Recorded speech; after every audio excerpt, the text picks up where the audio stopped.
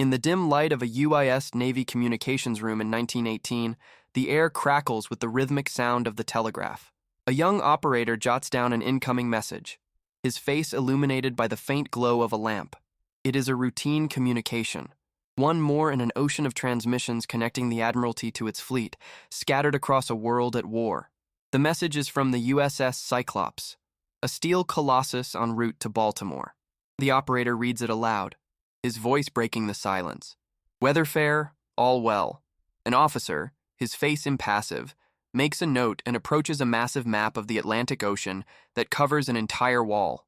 With a precise movement, he marks the ship's estimated position, a small dot of ink in the vast blue expanse.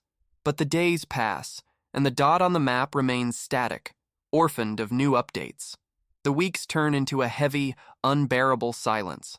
The ship, a giant 165 meters long, a leviathan loaded with vital war material, never reaches port.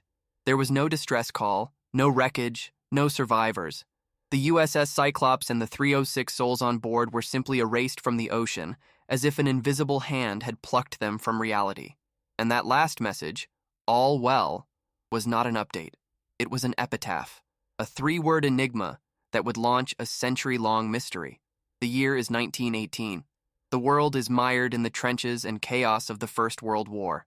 In this theater of global conflict, victory is not decided solely by the courage of soldiers, but by the relentless force of industry. Factories roar day and night, devouring raw materials at an insatiable pace. Steel, coal, and exotic minerals are the lifeblood of the war effort. And to transport that lifeblood across treacherous, U-boat-infested seas, the United States relied on a fleet of working giants, vessels that knew none of the glory of combat, but without which the war would be lost. The largest of them all was the USS Cyclops. It was not a sleek battleship or a swift cruiser. It was a beast of burden, a colossus of nearly 20,000 tons designed for a single purpose: to haul enormous quantities of material to any corner of the globe. Its name, taken from the one-eyed giants of Greek mythology, was a statement of its raw power. With its imposing, elevated bridge and its two massive twin cranes that rose like the arms of a titan, the Cyclops was an engineering marvel of its time, a symbol of American industrial might. But every giant has a weakness, and the soul of this steel leviathan was under the control of a man as complex and enigmatic as the sea itself. Commander George W. Worley was not a career naval officer. He was an authoritarian man of volatile character, whose decisions often seemed arbitrary and whose temper was legendary among the crew. His contempt for his junior officers was palpable, creating an atmosphere of constant tension on the bridge. But the distrust of Worley went far beyond his difficult personality. He harbored a secret that, in the paranoid climate of war, was a ticking time bomb. George W. Worley had been born in Germany with the name Johann Friedrich Wichmann. He had come to America years earlier, changing his name and identity to forge a new life. In peacetime, this might have been a simple biographical note. But in 1918, with the United States at war with his country of origin, his loyalty was an open and dangerous question. Rumors swirled among the crew, whispers in the ship's corridors that the old man was sympathetic to the German cause. It was said that he punished sailors who expressed anti-German sentiments with particular harshness. Aboard the Cyclops, the enemy was not just in the depths of the ocean. For many, it was in the captain's cabin. It was in this climate of suspicion that the Cyclops embarked on its final voyage. In early 1918, it set sail from Rio de Janeiro, its holds packed to the brim with nearly 11,000 tons of manganese ore. This dense, heavy material was essential for the production of high-strength steel, the metal used to make cannons and armor plating. The cargo was vital, but it was also dangerous. If not stowed correctly, such a heavy material could shift in high seas, fatally compromising the ship's stability. And the ship was already sailing wounded. Before leaving Brazil, the crew had discovered a large crack in the cylinder of its starboard engine. Under normal conditions, such a breakdown would have required extensive dry dock repairs. But the war would not wait. It was determined that the engine was still operational, albeit at reduced power. The giant was limping, sailing with a fractured iron heart, a vulnerability hidden in the depths of its engine room. The pressure to deliver the cargo outweighed prudence. On February 21st, the Cyclops arrived in Salvador, Bahia, and from there was to sail directly to Baltimore. But Commander Worley, in a decision that baffles naval historians to this day, diverted its course. Without explicit authorization from his superiors, he sailed to Barbados, a Caribbean island under British control. The reason for this unscheduled stop was never clarified. Was it for resupply, or was there another, darker, secret reason? In Barbados, the atmosphere of paranoia on board reached its peak.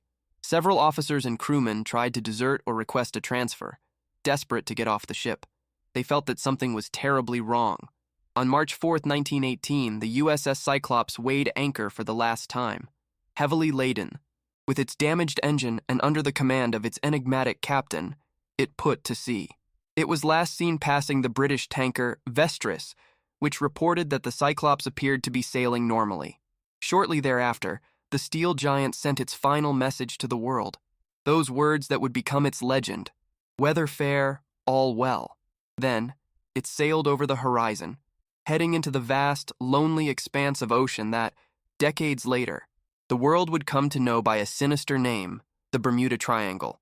And after that message, there was only silence. An absolute, deep, and impenetrable silence that has lasted for more than a century. The scheduled arrival date for the USS Cyclops in Baltimore was March 13th. When that day came and went with no word from the Colossus, the initial concern at the Navy Department began to grow into mounting alarm. At first, they clung to hope. Perhaps its radios were out. Perhaps its damaged engine had finally given up, leaving it adrift, waiting to be found. Messages were sent to all ships in the region, asking them to be on the lookout for any sign of the missing vessel. But the days turned into weeks, and the ocean remained silent. On April 14, 1918, with heavy hearts, the Navy officially declared the Cyclops missing. This declaration triggered one of the largest and most thorough search and rescue operations in naval history up to that time. Dozens of ships from the UIS Navy and Allied navies meticulously combed every square mile of the Cyclops' intended route, from the warm waters of the Caribbean to the cold shores of Maryland.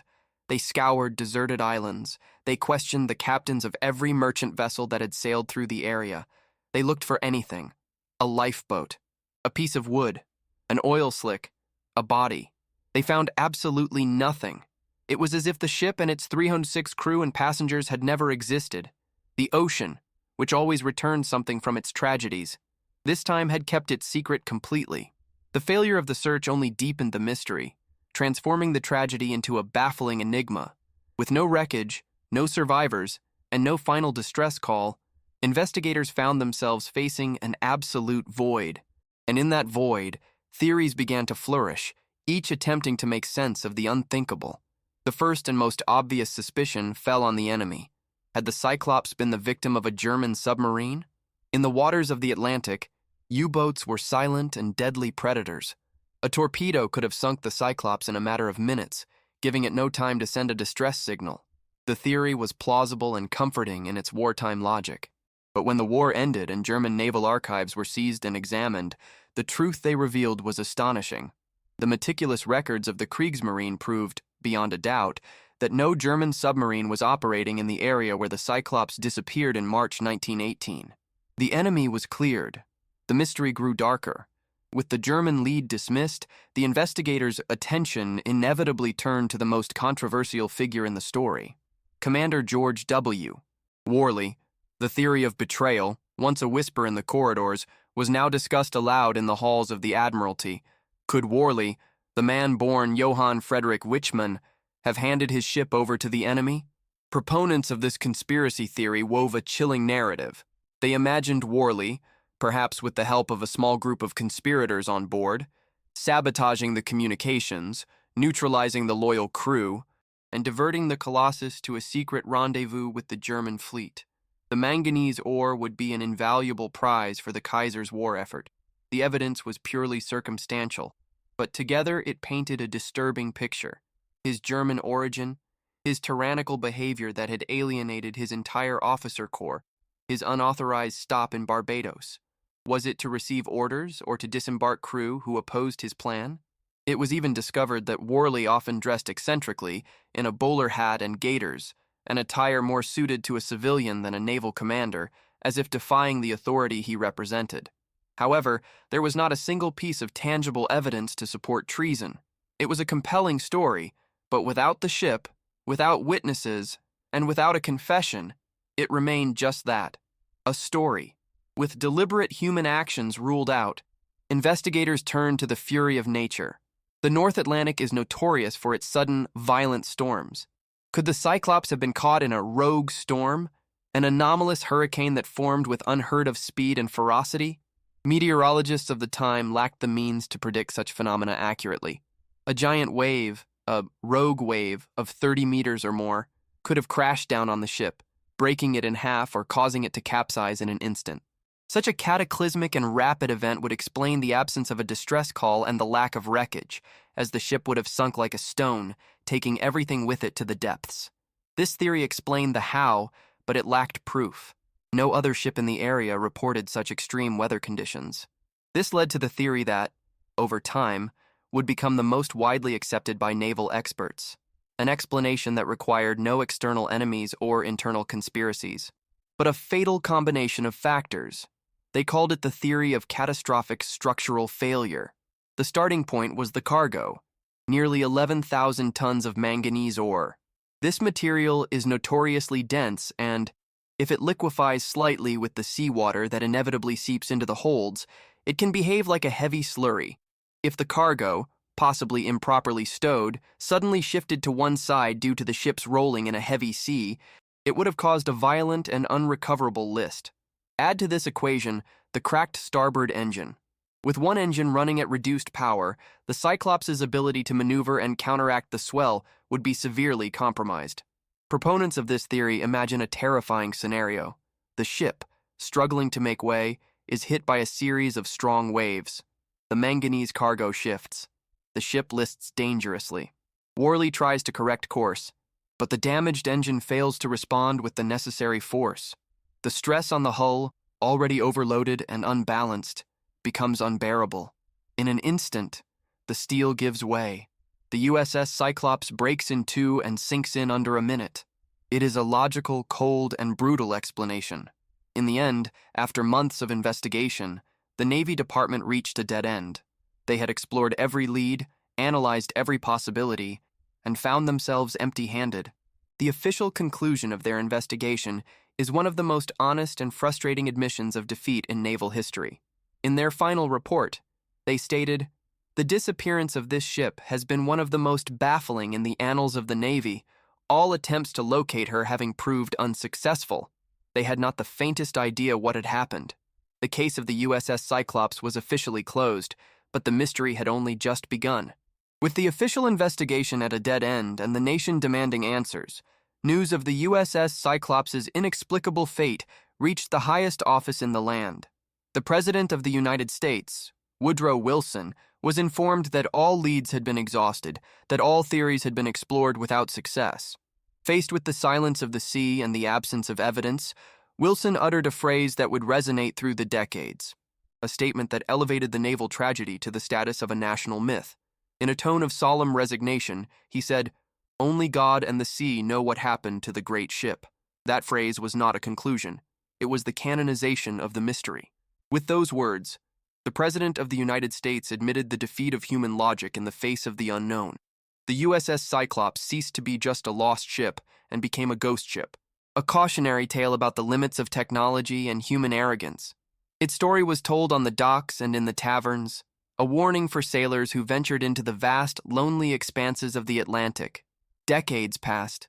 The memory of the Great War faded, but the story of the Cyclops persisted, dormant in naval archives and in the collective memory. And then, in the latter half of the 20th century, the mystery found a new and sensational home. Writers like Vincent Gaddis began to draw lines on a map, connecting a series of unexplained disappearances of ships and planes in a particular region of the Atlantic. They gave this area a name that would become synonymous with mystery and dread: the Bermuda Triangle. Suddenly, the disappearance of the Cyclops was no longer an isolated event. It became the centerpiece, the flagship case, the holy grail of the Triangle's legends. The steel giant and its 306 souls on board were now the prime evidence that strange, paranormal forces were at work in that patch of ocean.